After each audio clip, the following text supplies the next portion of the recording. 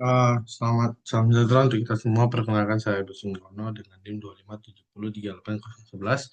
Saya adalah mahasiswa Universitas Sumatera Utara dengan prodi Teknologi Informatika. Nah, hari ini saya akan membuat video eh, tugas dari Bapak dosen yaitu Pak Chandra. Di sini saya akan buka yang materi pertama itu adalah klasifikasi data satu dimensi dengan satu neuron. Nah, eh, pembantu gradient graph helper memudahkan Anda membuat grafik dan melihat bagaimana error berubah saat jaringan belajar. Nah, di sini ada notebook. Notebook ini memberikan contoh video lengkap yang mengajarkan cara mengklasifikasikan data satu dimensi dengan menggunakan satu neuron. Nah, ini ada codingannya ya. Implementing a single neuron. Nah, create a single neuron with one scalar weight and one input, which can be a scalar or a vector corresponding corresponding to multiple inputs. Nah, di sini ada codingannya. Nah, ini juga ada hasilnya. Oke, ini adalah yang pertama di 1D. Sekarang kita masuk yang ke 2D.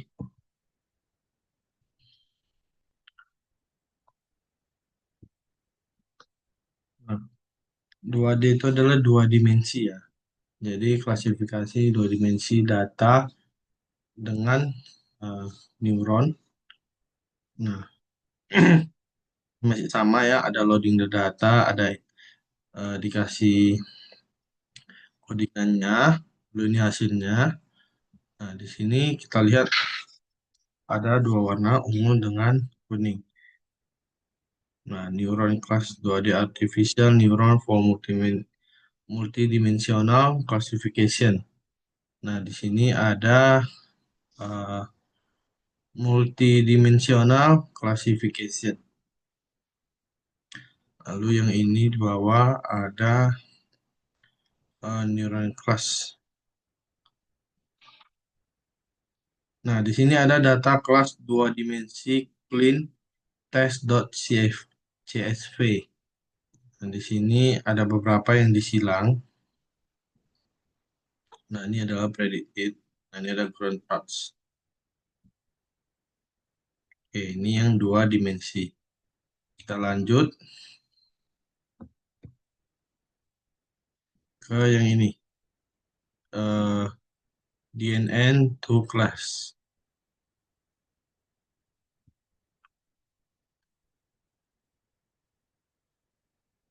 Nah, di sini adalah klasifikasi dua dimensi data dengan dua layar neural network. Ya, sini sama masih sama ada codingannya, tapi di sini dia menggunakan dua layar ya, dua layer neural neural network. Lalu di sini ada hasilnya masih sama dengan tadi, ada hasilnya juga. Nah, di sini two layer dense neural network for classification. Nah, yang warna ungu itu adalah ground touch. Nah, yang disilang itu adalah prediction. Oke, nah, derivative or sigmoid function. Oke, kita lihat ini. Nah, di sini ada hasilnya. Nah, hasilnya berbeda ya dengan yang tadi, yang di awal. Nah, yang di sini juga hasilnya berbeda dengan performance of the trained neural network. Baik, nah kita lanjut.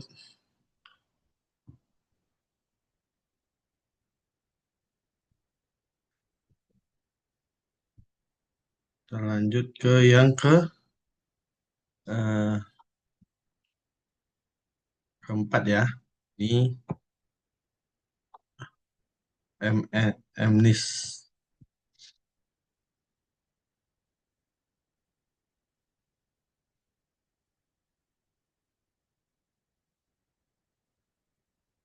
Oke. Nah, di sini adalah classifying the minus digits. Nah, ini adalah dataset. Terus ini codingannya.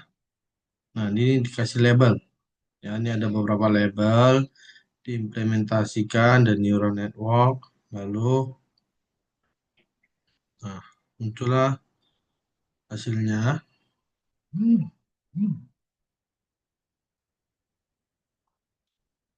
Nah, ini predicted digit, ini ground truth digit.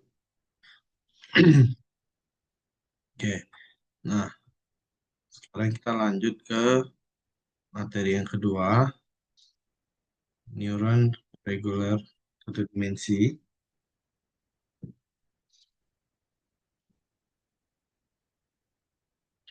Nah, regressing satu dimensi data with a single neuron. Ya, jadi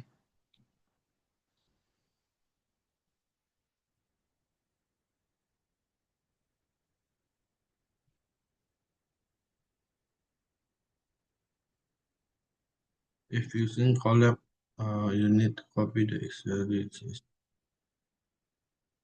Nah, ini adalah melakukan prediksi data satu dimensi menggunakan satu with a single neuron. Ini juga sama masih ada loading datanya ya. Ada from loader import load data. Nah, di sini data regular satu dimensi clean.csv. Nah, dapatlah hasilnya. Lalu yang titik ini adalah ground truth dan yang X ini adalah predict. Lalu dijalankan. Yang di sini dengan yang di sini ada perbedaannya. Kenapa X-nya ini dia letaknya di bawah, sedangkan ini X-nya letaknya berdekatan dengan titiknya. Nah, lalu yang di sini berbeda juga hasilnya. Oke. Nah, sekarang kita masuk ke yang eh, neuron regular dua dimensi ya. Nah, yang di dalam eh, dua dimensi ya, prediksi nilai dua dimensi prediksi data dua dimensi menggunakan single neuron. Nah, hasilnya itu seperti ini. Nah, ketika kita masukkan artificial neuron for multidimensional regression, hasilnya itu jadi seperti ini. Ya, lanjut.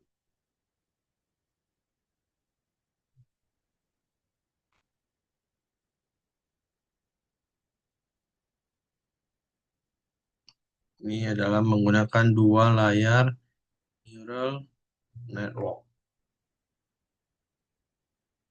Oke, ini from loader import data. Nah, ini hasilnya. Oke, nah ini juga hasilnya menggunakan dua layer. Lalu hasilnya itu seperti ini. Oke, kita lanjut ke yang ketiga. Nah, di yang ketiga itu adalah yang pertama itu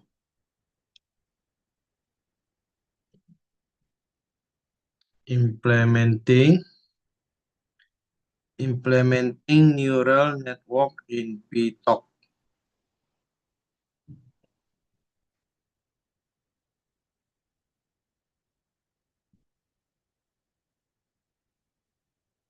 Nah, menerapkan atau mengimplementasikan jaringan saraf tiruan menggunakan PTOC.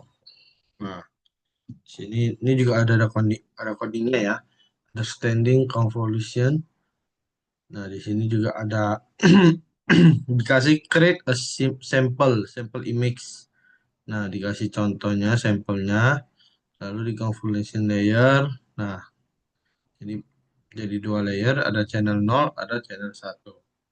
Nah, di channel 0 itu bentuknya seperti ini. Sedangkan di channel satu itu bentuknya seperti ini. Berbeda ya. Oke. Nah, ini eh, untuk mengklasifikasi foto, gambar, ini codingannya. Oke, kita lanjut ke yang blood smears.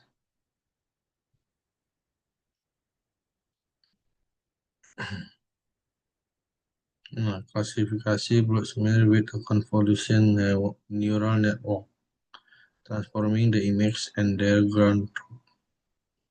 Nah, di sini dia akan mentransformasi gambar. Nah, di sini dia ada kasih dataset ya.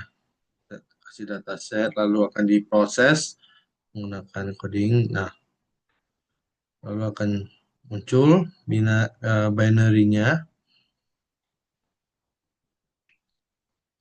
Oke, nah ini adalah eh, visualizing the activation of convolution layer. Nah, ini adalah virtualisingnya setelah jadi. Nah, lalu, nah ini adalah original image. Nah, ini adalah overlay dan ini heat map. Nah, oke, kita lanjut ke particle local localization ya.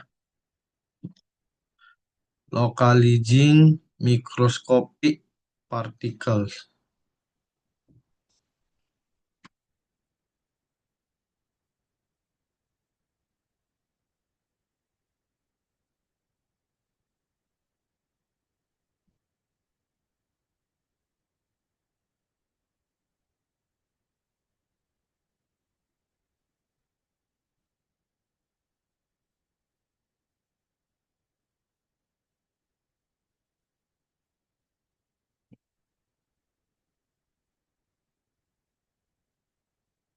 Melokalisasi partikel-partikel mikroskopis. Nah, di sini adalah loading the video. Hmm. Nah, ini ya, ini ada frame 0 sampai frame 5 dikasih sampel.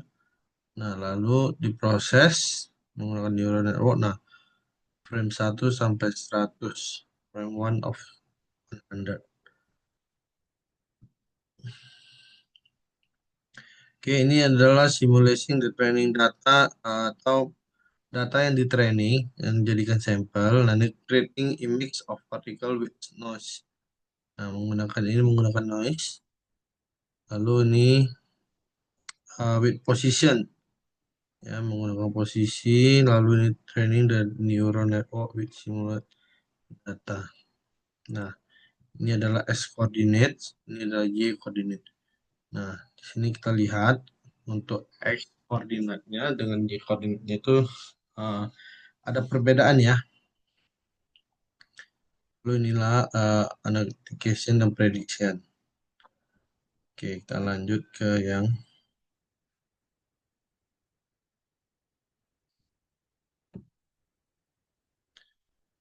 ini.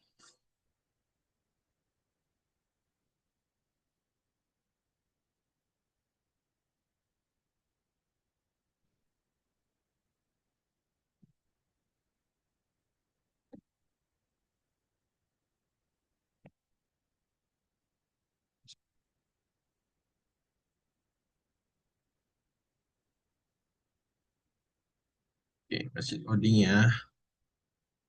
Style transfer.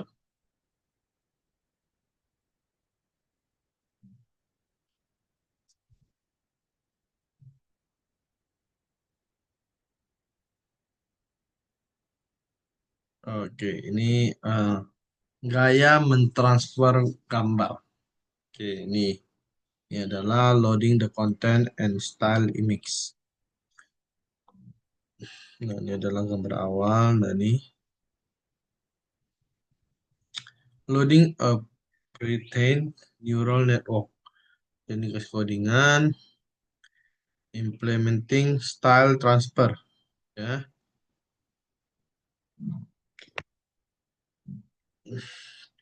transferring the style of an image to another image. Nah, di sini dari gambar yang pertama, lalu ini iteration 1, iteration 2, iteration 3, iteration 4, iteration 5, 6, 7, 8, 9, 10. Oke, kita lihat apakah ada perbedaannya. Oke, setelah kita lihat, kalau menurut saya, gambarnya itu menjadi eh, digabungkan ya dari dua gambar ini menjadi satu gambar ya. Kalau saya menurut saya dari dua gambar tadi di iterations jadi eh, iteration ke-49 itu gambarnya itu jadi digabungkan dari dua gambar menjadi satu gambar. Oke, mungkin itu saja yang bisa saya jelaskan hari ini. Saya ucapkan terima kasih atas perhatiannya. Sampai jumpa di video saya selanjutnya. Terima kasih.